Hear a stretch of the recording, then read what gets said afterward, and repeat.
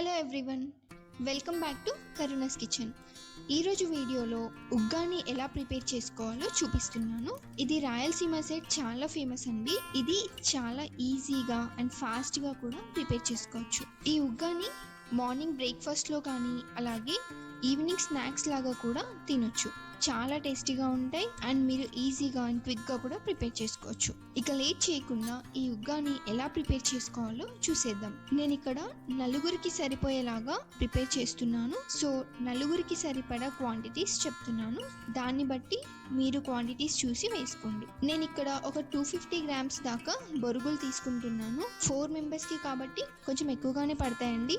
So ఒక 250 grams దాకా తీసుకుంటున్నాను. ఈ బొరుగుల్ని ఇలా వాటర్లో వేసి ఒక 2 to 3 minutes జస్ట్ అలా నీళ్ళల్లో ముంచి తీయాలి. మరీ ఎక్కువసేపు వాటర్లో ముంచేస్తే చాలా మెత్తగా అయిపోతాయి, ప్రిపేర్ చేసుకోవడానికి అస్సలు అవ్వదు.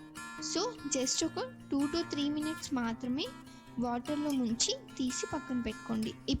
ఇప్పుడు స్టవ్ మీద ఒక కడాయి పెట్టుకొని 2 tablespoons ఆయిల్ వేసుకోండి.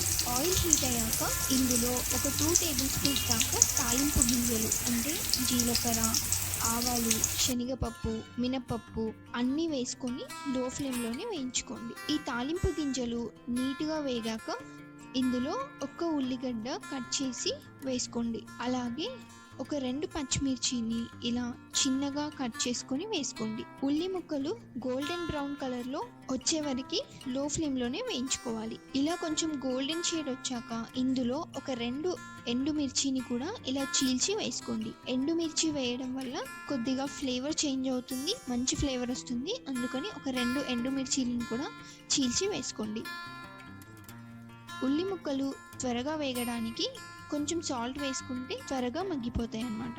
ఇప్పుడు ఈ ఉల్లి ముక్కలు వేగేలోగా ఈ ఉగ్గానికి కావలసిన మెయిన్ మసాలా పొడి తయారు చేసుకొని పెట్టుకుందాం. దానికోసం మిక్సీ జార్ తీసుకొని 1 కప్ దాకా పుట్నాలు వేసుకోవాలి. పుట్నాలు వేసుకొని ఫైన్ పౌడర్ లాగా గ్రైండ్ చేసి పక్కన పెట్టుకోండి.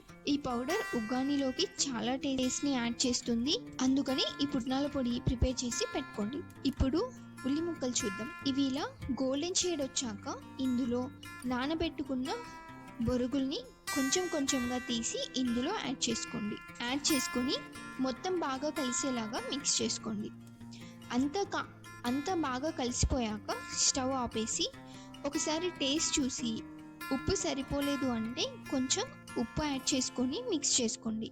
ఇప్పుడు ఫైనల్గా ముందుగా ప్రిపేర్ చేసి పెట్టుకున్న పుట్నాల పౌడర్ని యాడ్ చేసుకోండి. ఈ పుట్నాల పౌడర్ యాడ్ చేయడం వల్ల మంచి టేస్ట్ వస్తుంది. సో ఈ పౌడర్ యాడ్ చేసి అంతా కలిసేలాగా మిక్స్ చేసుకోండి. అలాగే నిమ్మకాయ రసం ఇష్టం ఉన్న వాళ్ళు ఫైనల్గా కొద్దిగా నిమ్మరసం యాడ్ చేసుకొని మిక్స్ చేసుకోండి, చాలా టేస్టీగా ఉంటుంది. చూసారు కదా, ఈ బొరుగులు ఉగ్గాని చేయడం చాలా ఈజీ.